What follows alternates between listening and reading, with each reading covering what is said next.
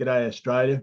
Tim Dwyer back again. Well, here we are, ANZAC Day, just around the corner, a couple of days away. Last year, in 2020, the government actually took it away from us.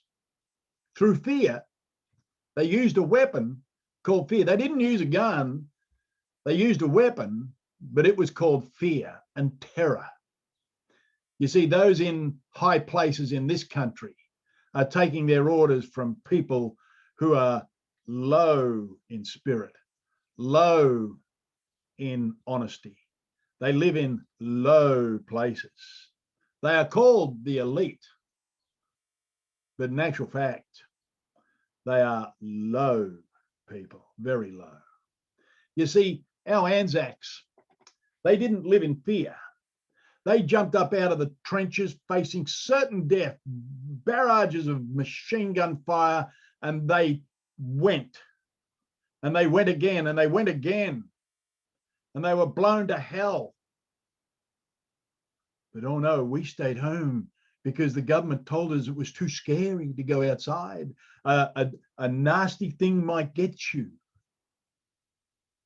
You see, last year, 2020, the Governor-General stood there and said that there is a potential pandemic.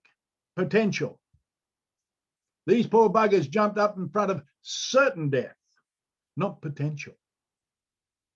Our Chief Health Minister turned around and said that this thing could kill 700,000 plus Australians, men, women, and children.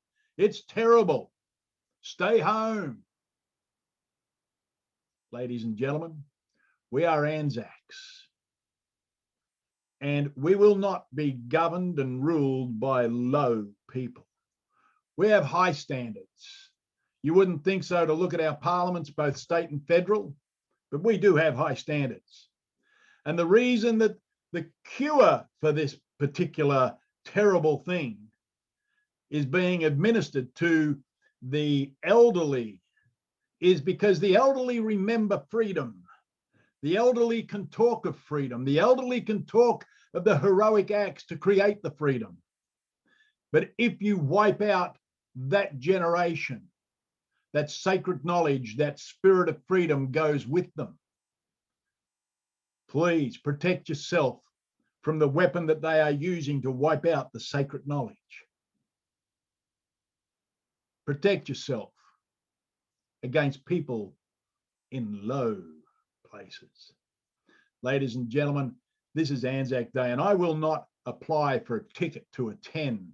I will not sit there and think I'm one of the lucky ones who got a ticket. Let's all just get up out of bed early. Let's just go to the memorials. If you look around the country, nobody's sick. You know, there's nothing going on. And yet these people in low places have still got us in a state of emergency. That's only so as that they can get their supposed cure into the arms of the over 50s to wipe out the sacred knowledge, to create another pandemic with the results of what they've jabbed into people. Get up out of your bed. Go to the memorial. Stand there. Do not comply with stay at home. It's dangerous. Don't stand too close to your friends. 80,000 bloody people can go to the football, for God's sake. Why? Oh, there's money in that. There's money. Ladies and gentlemen, surely to God, we as Australians are above that crap.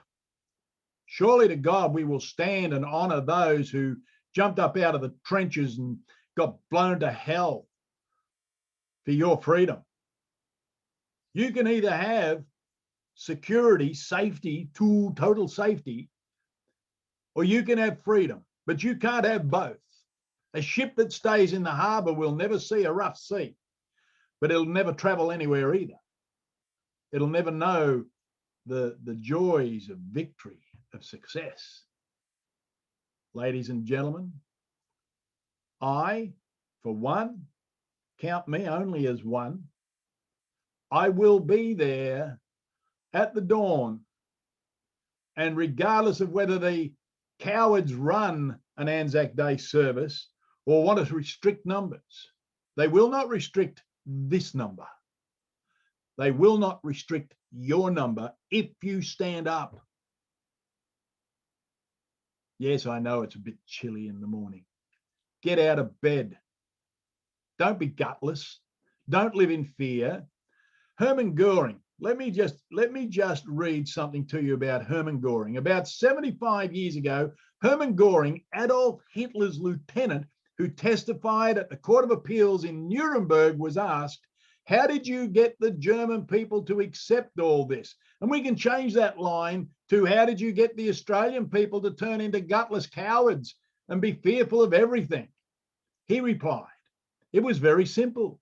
It has nothing to do with Nazism. It has something to do with humans. You can do it in a Nazi socialist communist regime, in a monarchy, and even in a democracy. The only thing that needs to be done to enslave the people is scare them. Scare them.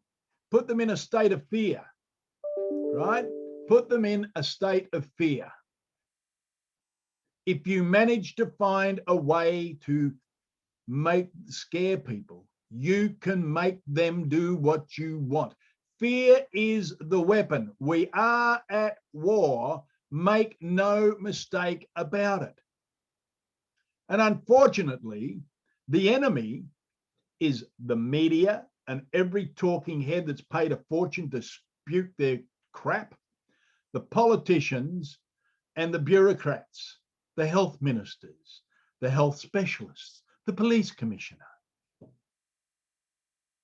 They are the enemy. Sad to say. Breaks my heart to say it.